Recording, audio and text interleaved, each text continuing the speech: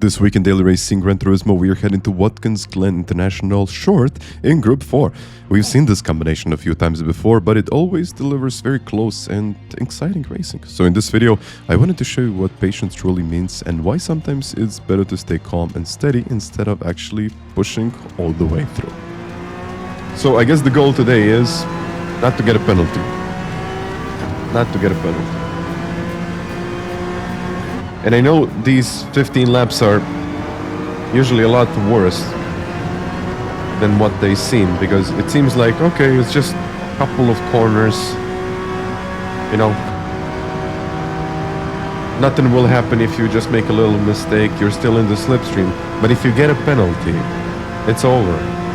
Like, I think if you're not starting in the top 5, you can just forget about getting a good result here.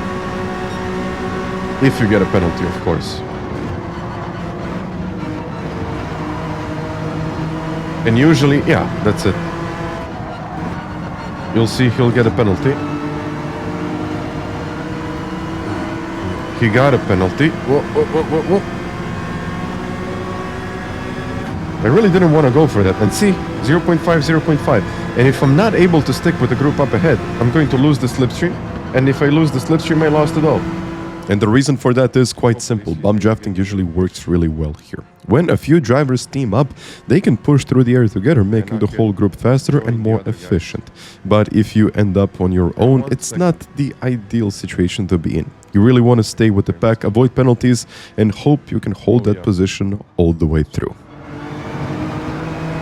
Oh yeah, okay, I think I'm getting slightly closer.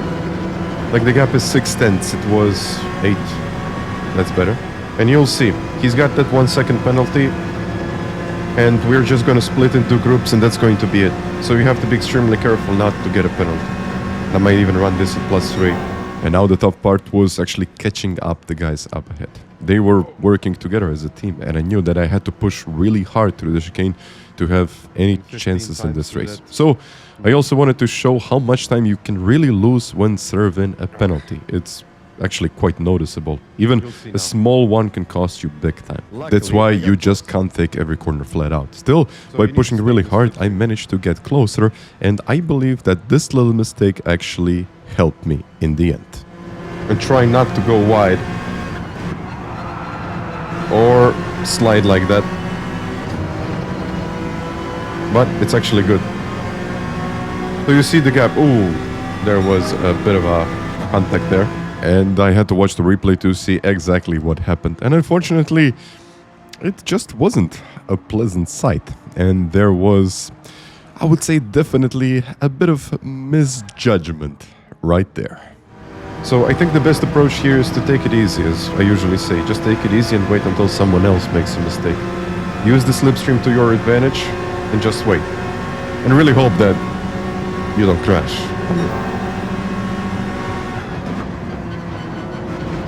Simple. Not taking too much risk there. And at this point, we just settled into our own rhythm. Not much was happening, so for the next lap, I just focused on, I guess, keeping it smooth and staying in the slipstream. And I wasn't that far off the lead, so it was less than a second, actually. And then the lap times started to look really good. And after that pretty calm stretch, though, the battles for positions started. I guess we just need to wait. Manu in second place now. He's probably going to lose another one. So let's take a slightly different approach. But which way to go now? They're going to split into 2 groups.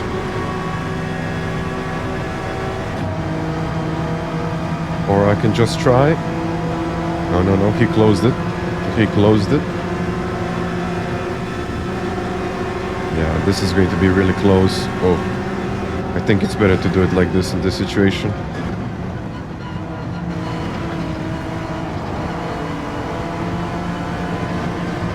Just as I said, it's better to take it easy in that situation. And just like that, Luke's got a 1 second penalty. And my predictions came true. In a situation like this one, it's always best to stay calm.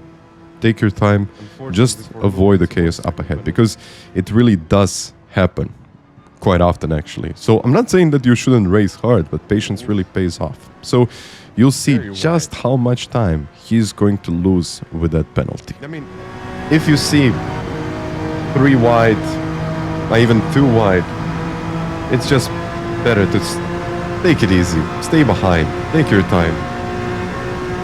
It's a much better thing to do. Oh.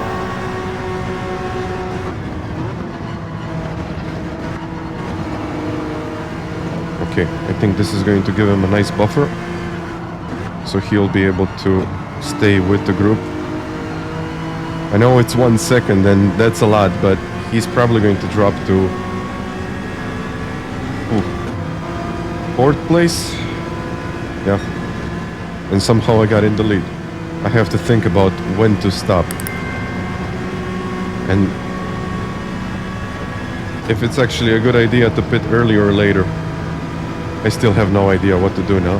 I'm going to run my brake and bias +2, +3. I don't want to get too much rotation there. When the car goes sideways there, it's a nightmare. And just to clarify what I just did, the usual brake and bias with this car is set to +5 to get more rotation from the rear.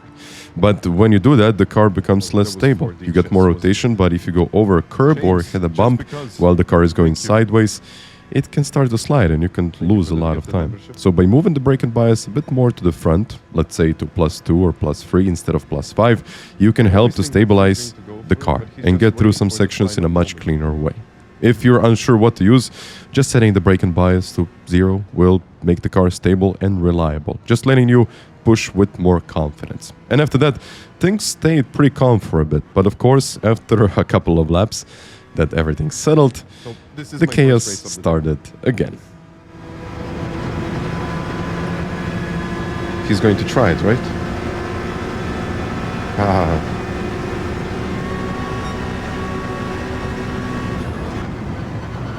Oh. Never go sideways through there.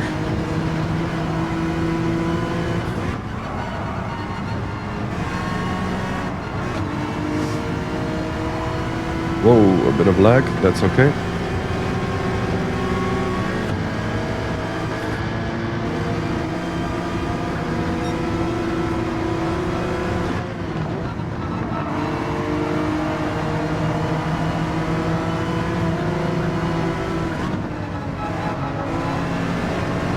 I wanted to do something, but maybe I didn't time it right. I think we should pit, because we are going to lose a lot of time. Look at the last lap that we did. 16.9.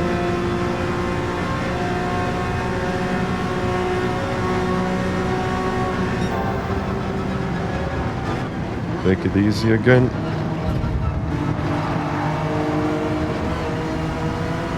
Outside almost never works here.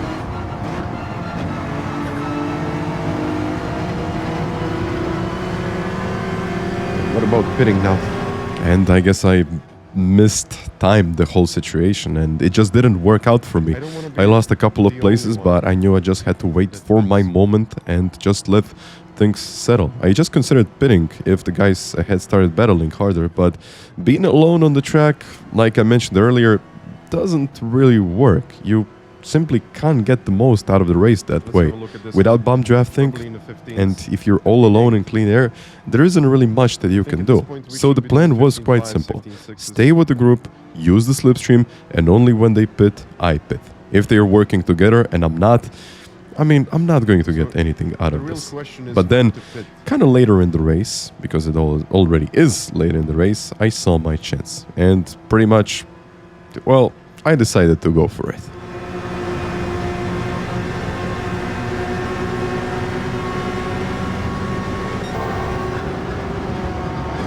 Whoa.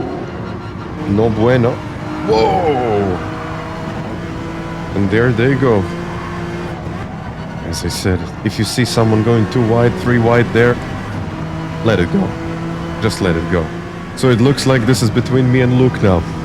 And I guess I just went for it in my own way. I knew something was about to happen, and eventually it did. So it's kind of better to stay calm and really take it easy, especially when you see someone going side by side. So I think this situation clearly shows that when you push hard, the risk goes up, and you're just trying to minimize the risk and get a solid result in the end. And I have to say, it definitely wasn't intentional, but when the car jumps over the curb in a wrong way, it starts to slide, and that's exactly what happened here. And now I was behind Luke, and the situation got a little bit better for, well, both of us. So I decided to work with him and, well, think about going for it, but just a little bit later. So I think Couch Driver and Manu are out of this battle. I mean, they're a second behind, plus Couch Driver has a 1 second penalty. Yeah, we're in the tow. I think for the next lap and a half, we need to work together and then go for it. So that was the plan, just do a bit of bump drafting to keep the guys behind from catching us.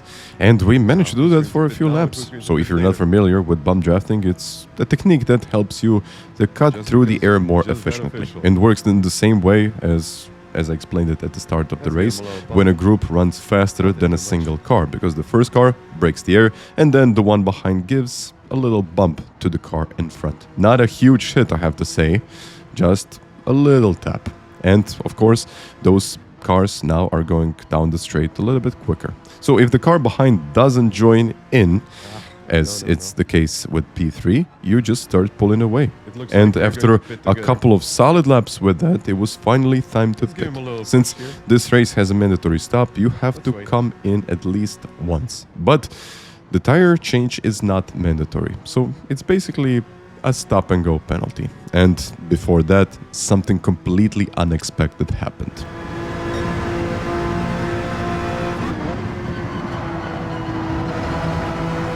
I just have to... Ooh, he went really, really wide. Really, really wide. And that's a penalty for him. Do not change, do not refuel. I mean, it looks like this is going to be my race here.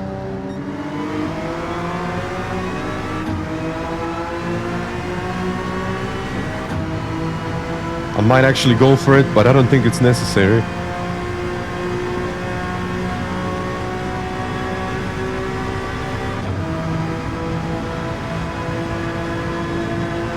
Should I try it? Why not?